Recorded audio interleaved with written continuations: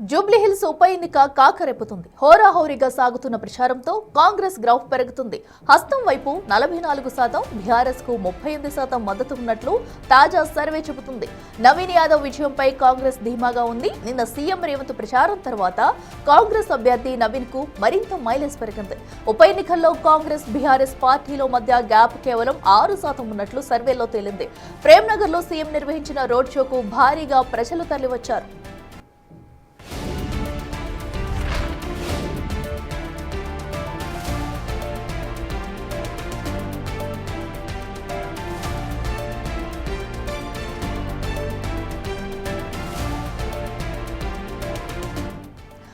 జూబ్లీహిల్స్ ఉప ఎన్నికకు సంబంధించి కూడా అటు హోరాహోరీగా పర్యటనలు అయితే కొనసాగిస్తున్నారు. అయితే నిన్న సీఎం రేవంత్ రెడ్డి పర్యటించారు జూబ్లీహిల్స్ వ్యాప్తంగా కూడా. దీంతో అటు కాంగ్రెస్ కు మరింత బలం చేకూరిందని చెప్పుకోవాలి. నవీన్ యాదవ్ తరపున మద్దతు ఇంకా మరింత పెరిగిందని చెప్పుకోవాలి. అయితే స్వల్ప తేడాతో కూడా ఇరు పార్టీలు బీఆర్ఎస్ కాంగ్రెస్ కు మధ్య కూడా స్వల్ప తేడాతో సర్వేలు అయితే నెగ్గే అవకాశాలు అయితే చూపిస్తున్నాయి. అయితే ఒకవైపు అధికార కాంగ్రెస్ పార్టీ, మరోవైపు ప్రతిపక్ష బీఆర్ఎస్ పార్టీ అయితే పోటాపోటీగా కూడా జూబ్లీహిల్స్ నియోజకవర్గం వ్యాప్తంగా కూడా ఈ తాజాగా కూడా ఎన్నికల ప్రచారం అయితే నిర్వహిస్తున్నారు. అయితే ఒకరిని మించి ఒకరు ప్రచారంలో కూడా పాల్గొంటున్నారు.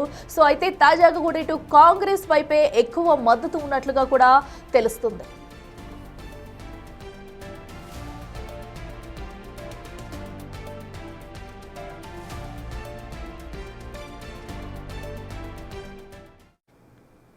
మరింత సమాచారం మా ప్రతినిధి విజయ్ లైవ్ అందిస్తారు. విజయ్, చెప్పండి, ఏదైతే బైపోల్ ఎన్నికకు సంబంధించి కూడా హోరాహోరీ ప్రచారాలు అయితే ముమ్మరం చేశారు.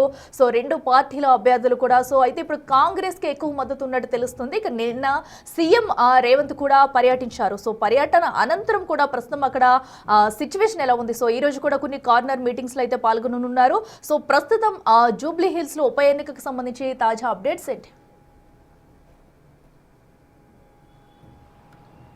అఖిల, పూర్తిగా తెలంగాణ రాష్ట్ర ప్రజలందరూ కూడా జూబ్లీహిల్స్ ఉప ఎన్నిక వైపే చూస్తున్నారనే చెప్పాలి. ఎందుకంటే పూర్తిగా హోరాహోరీగా అయితే ప్రచారాలు కొనసాగుతూ ఉన్నాయి. నిన్న షేక్పేట డివిజన్లో KTR BRS working president KTR road show నిర్వహించారు. అలాగే ఇటు యూసఫ్గూడ డివిజన్లో అయితే నిన్న రాష్ట్ర ముఖ్యమంత్రి రేవంత్ రెడ్డి కూడా రోడ్ షోని నిర్వహించారు.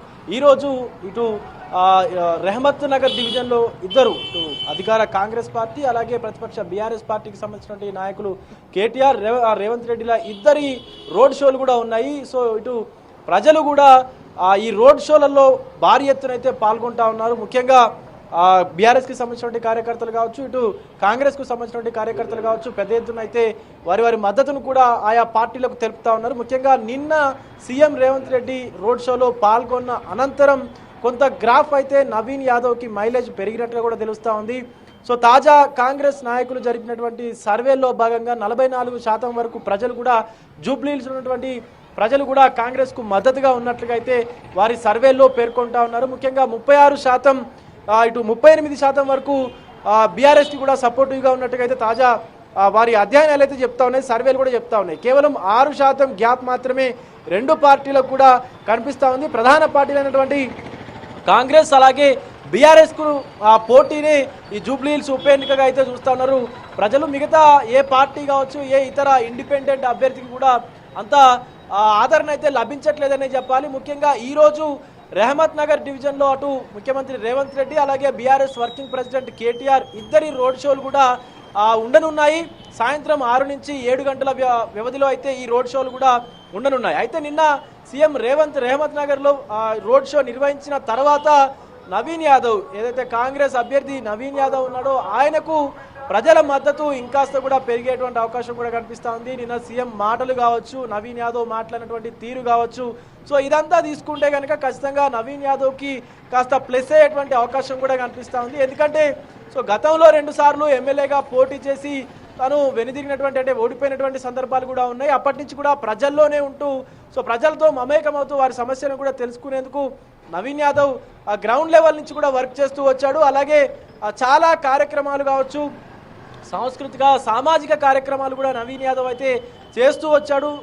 అలాగే అతనికి దగ్గరగా ఉండేటువంటి వాళ్ళందరూ కూడా సో నవీన్ యాదవ్కి సపోర్టుగా ఉండడము, ముఖ్యంగా ఆయన గెలుపు కోసం పనిచేస్తున్నటువంటి తీరు ఇదంతా కూడా చూస్తూ ఉంటే ఖచ్చితంగా నవీన్ యాదవ్ గెలుపు ఖచ్చితంగా ఖాయం అన్నట్టుగా కూడా కాంగ్రెస్ నాయకులు అలాగే కాంగ్రెస్ ప్రభుత్వం అయితే ధీమా వ్యక్తం చేస్తూ ఉంది. ముఖ్యంగా ఈ సీటు గెలిపిస్తే తెలంగాణలో అభివృద్ధి అంటే ఏంటో చూపిస్తానంటూ కూడా నిన్న ముఖ్యమంత్రి మాట్లాడినటువంటి మాటలు కూడా మనము విన్నాము. మరొక పక్క బీఆర్ఎస్ మాత్రము ఖచ్చితంగా ఈ సీటును అంటే తమకు సిట్టింగ్గా ఉన్నటువంటి సీటుని తిరిగి కైవసం చేసుకునేందుకైతే శతవిధాలా ప్రయత్నిస్తున్నదని చెప్పాలి.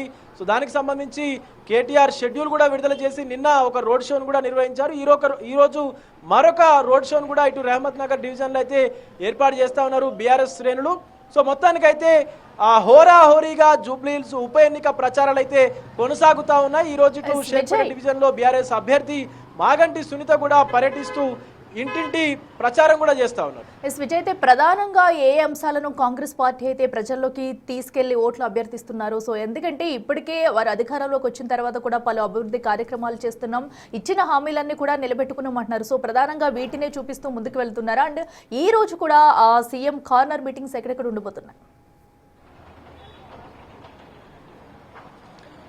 ఎస్, ఖచ్చితంగా. ఎందుకంటే గత ప్రభుత్వం ఏర్పడినటువంటి గత 2 సంవత్సరాల నుంచి తీసుకున్నట్లయితే కాంగ్రెస్ ప్రభుత్వం ఇచ్చినటువంటి హామీలు ఏవైతే ఉన్నాయో అలాగే నెరవేరుస్తున్నటువంటి హామీలు ఏవైతే ఉన్నాయో ప్రజల్లోకి తీసుకెళ్తున్నటువంటి పథకాలు ఏవైతే ఉన్నాయో వీటిని ప్రధానంగా ఈ యొక్క ఎన్నికల ప్రచారంలో అయితే చెప్తా ఉన్నారు. ప్రజల్లోకి లోతుగా కూడా తీసుకెళ్లేందుకు అయితే ప్రయత్నం చేస్తూ ఉన్నారు. అటు రైతు భరోసా కావచ్చు, అలాగే ఇటు మహిళలకు ఇస్తున్నటువంటి ఉచిత కరెంటు కావచ్చు, అంటే ఏదైతే 200 యూనిట్లకు సంబంధించినటువంటి ఫ్రీ కరెంట్ ఏదైతే ఉందో ఆ కరెంటు కావచ్చు, మహిళలకు ఇస్తున్నటువంటి ఫ్రీ బస్సు స్కీమ్ కావచ్చు.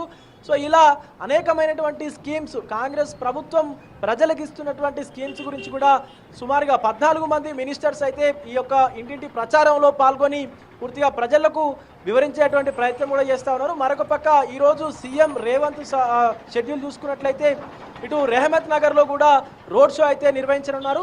బట్ అటు బీఆర్ఎస్ మాత్రం దీనికి విభిన్నంగా కాంగ్రెస్ యొక్క లోటుపాట్లను, కాంగ్రెస్ యొక్క ఏదైతే ఇచ్చినటువంటి హామీలు నెరవేర్చలేదో వాటన్నిటిని కూడా ప్రజల్లోకి తీసుకెళ్లేటువంటి విధంగా అయితే ఒక బాకీ కార్డును తీసుకొచ్చి ఆ బాకీ కార్డునే వాళ్ళు ప్రచారాస్త్రంగా మలుచుకొని ప్రచారంలో కూడా ముందుకు వెళ్తా ఉన్నారు. ముఖ్యంగా హరీష్ రావు అలాగే నిరుద్యోగులతో కూడినటువంటి ఒక నిరుద్యోగ బాకీ కార్డును కూడా ఆవిష్కరించి ఆ కార్డును కూడా ఇటు ప్రచారానికి సంబంధించి ఒక అస్త్రంగా మలుచుకొని ప్రచారం అయితే కొనసాగిస్తూ ఉన్నారు. మొత్తానికైతే జూబ్లీహిల్స్ ఉప ఎన్నిక పూర్తిగా హీట్ ఎక్కిందని చెప్పాలి. హోరాహోరీగా ఇటు బీఆర్ఎస్, కాంగ్రెస్ అలాగే బీజేపీ కూడా ప్రచారాల్లో అయితే పాల్గొంటా ఉంది. ఇక బీజేపీ అంశం తీసుకున్నట్టయితే కేంద్ర మంత్రి కిషన్ రెడ్డితో పాటు ఇక్కడ ఉన్నటువంటి స్థానిక ఎంపీలు, తెలంగాణ ఎమ్మెల్యేలు కూడా ప్రచారంలో అయితే పాల్గొంటూ జూబ్లీహిల్స్ ఉప ఎన్నికలో ఎలాగైనా గెలవాలన్నటువంటి సన్నాహాలు అయితే ఇప్పటికే మొదలుపెట్టి కార్యాచరణను కూడా ముందుకు తీసుకెళ్తా ఉన్నారు. Akhila, right Vijay, thank you. So ఏదైతే అటు జూబ్లీహిల్స్ బైపోల్ ఎన్నికకు సంబంధించి కూడా హోరాహోరీ ప్రచారాలు అయితే మొదలుపెట్టాయి పార్టీలన్నీ కూడా. సో ఒక పక్క